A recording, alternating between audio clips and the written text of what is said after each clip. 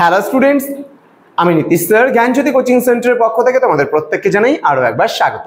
তো স্টুডেন্টস, আজকে আমি তোমাদের সঙ্গে আলোচনা করব বিকেইউ অর্থাৎ বাঁকুড়া ইউনিভার্সিটির অধীনস্থ যে সমস্ত ছাত্রছাত্রীরা সেকেন্ড সেমিস্টারে এইসি বাংলা রয়েছে তাদের জন্য আজকে অতি গুরুত্বপূর্ণ একটা প্রবন্ধ, সেটা হচ্ছে নতুন কথা গড়া। এই প্রবন্ধ থেকে হরপ্রসাদ শাস্ত্রীর লেখা এখান থেকে কিছু এমসিকিউ গুরুত্বপূর্ণ প্রশ্নগুলো নিয়ে আলোচনা করব তোমাদের সঙ্গে। ক্লাসটি শুরু করার পূর্বে তোমাদেরকে বলে রাখি, যারা এখনো আমাদের চ্যানেলটিকে সাবস্ক্রাইব করনি তারা অবশ্যই চ্যানেলটিকে সাবস্ক্রাইব করে পাশে থাকা বেল আইকন অল প্রেস করে দাও, যাতে নেক্সট টাইম থেকে কোনো ভিডিও আপলোড করলে তার নোটিফিকেশন তুমি সবার আগে পেতে পারো।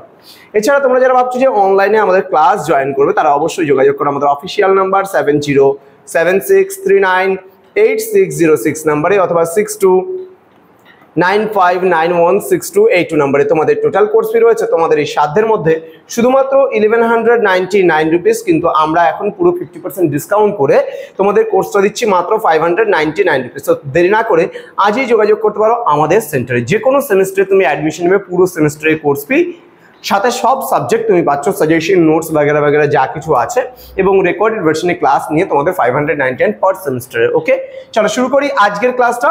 প্রথম প্রশ্ন, নতুন কথা গড়া প্রবন্ধটি কার লেখা? এটা হবে হরপ্রসাদ শাস্ত্রীর লেখা। নেক্সট বলছে, বাংলা ভাষায় অনেক ভাব সহজে ব্যক্ত করা যায় না বলে প্রবন্ধের শুরুতে কিসের কথা বলা হয়েছে? এটা হবে ভাষার সীমাবদ্ধতার কথা কিন্তু এখানে বলা হয়েছে। পরবর্তী প্রশ্ন, নতুন ভাব প্রকাশ করার জন্য অনেকে কোন উপায় অবলম্বনের কথা বলেছেন? এখানে হবে কি বলেছেন, নতুন শব্দ গঠন, না অন্যান্য ভাষা থেকে নতুন শব্দ আমদানি, না চলিত কথা দিয়ে ভাব প্রকাশ? এটা হচ্ছে উত্তর হবে সবগুলো। ঠিক আছে, মানে অপশন সবগুলো যে আছে, মানে ক নম্বর, খ নম্বর এবং গ নম্বর তিনটে অপশনই কিন্তু সঠিক। নেক্সট বলেছে, উকিলিতে আজকার বড়ই কম্পিটিশন। এখানে কম্পিটিশন শব্দটি যেভাবে ব্যক্ত হয়েছে তা হলো নতুন শব্দের প্রয়োজনীয়তার ক্ষেত্রে কিন্তু এটা বলা হয়েছে। দেন কম্পিটিশন শব্দের বাংলা প্রতিশব্দ হিসাবে কি প্রস্তাব করা হয়েছে যা হয়তো একেবারেই নতুন? এটা হবে সংঘর্ষ। নেক্সট, সংঘর্ষ শব্দটি সংস্কৃতিমূলক হওয়ার একটি গুণ কি? বলছে ইংরেজি কথা অপেক্ষা ভালো। সংঘর্ষ শব্দের একটি দোষ কি হতে পারে? সংঘর্ষ শব্দের একটি দোষ হচ্ছে যিনি শব্দটি গড়িবেন তিনি ভিন্ন অন্য কেউ বুঝিতে পারিবেন না। নেক্সট বলছে, লেখক কিসের অনুবাদ করতে গিয়ে প্রায়ই অর্থ বিষয়ে ভয়ানক ভুল করেন? এটা হবে উচ্চ অঙ্গের শাস্ত্র তত্ত্বের। নেক্সট, ইংরেজিতে থটফুল শব্দটির বাংলা লেখকেরা কি নাম দিয়েছেন? এটা হবে চিন্তাশীল নাম দিয়েছেন। নেক্সট, বাংলায় চিন্তা বলিলে কি বোঝায়? এটা হবে দুর্ভাবনা কিন্তু বোঝায়। নেক্সট রয়েছে, চিন্তাশীল শব্দে গ্রন্থাকার যাহা বুঝিলেন পাঠক তাহার ঠিক কি বুঝিল? এটা হবে উল্টোটা, মানে পাঠক কিন্তু তার উল্টোটাই বুঝেছে। এক প্রকার উপন্যাস ইংরেজিতে আছে যার নাম হচ্ছে নভেল, সেটিকে বাঙালি লেখকেরা কি নাম দিয়েছেন? এটা হবে নবন্যাস দিয়েছেন নাম। হ্যাঁ, নবন্যাস বলিতে গেলে সংস্কৃতে কি বোঝায়? এটা হবে নতুন গচ্ছিত ধনকে বোঝানো হয়। নেক্সট বলছে, নবন্যাস কথাটি সম্পূর্ণরূপে কেন পরিহার্য? কারণ এর অর্থটা হচ্ছে বিভ্রান্তিকর। নেক্সট বলছে, একদল সৈন্যের ইংরেজিতে নাম কি? এখানে বলছে কলম। ঠিক আছে, COLUMN, কলম। কলম বলতে কি বোঝায়? এখানে কলম বলতে বোঝানো হয় থামকে। নেক্সট, থামের সঙ্গে সৈন্যদলের ইংরেজের চোখে কোন রূপ কি থাকার কথা? কোন রূপ কি থাকার বোধ হয়?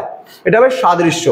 আমাদের লেখকেরা কলম এর তর্জমা করে কি বলেন? এটা হবে সৈন্যস্তম্ভ বলেন। দেন, লিখতে বসিয়া ভাব প্রকাশ করিবার পূর্বে যে কথাগুলি ব্যবহার করিতে হইবে সেগুলির অর্থ ঠিক কি করা উচিত? এটা বলছে বিশেষ রূপ তদন্ত করিয়া মানে তার ভাব করা উচিত। নতুন শব্দ গঠনের পূর্বে কি হওয়া উচিত? এখানে প্রত্যেককে সতর্ক হওয়া উচিত। নেক্সট বলছে, এ সকল অপেক্ষা আরেকটি সহজ পরামর্শ আছে, সেটি কি? বলছে বাংলায় ভাবিতে পারা। নেক্সট বলছে, যতক্ষণ পর্যন্ত মনোমধ্যে ভাব ইংরেজিতে উদয় হয় ততদিন যেন কেহ কি না বসেন? এটা হবে বাংলা লিখিতে না বসেন। পরবর্তী প্রশ্ন, নতুন কথা গড়া প্রবন্ধের মূল প্রতিপাদ্য বিষয় কি? বলছে বাংলা ভাষায় নতুন শব্দ গঠন ও ব্যবহারের সতর্কতা। নেক্সট, লেখক কেন তিনটির কোনো মতেরই সম্পূর্ণ পোষকতা করতে পারেন না?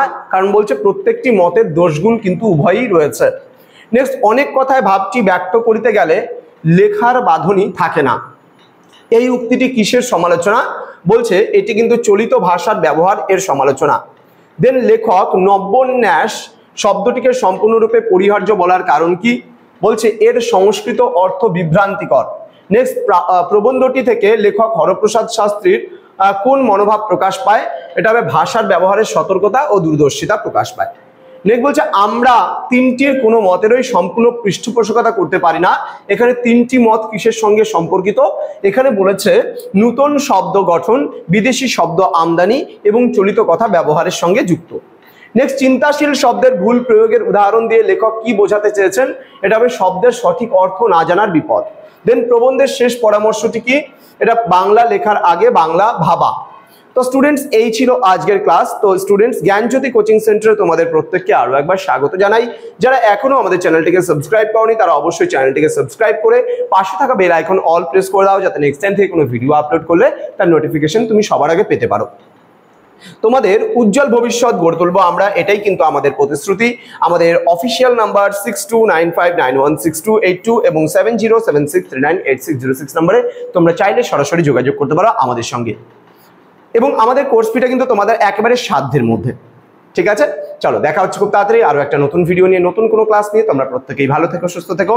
Thank you so much, thanks for watching after all, thank you.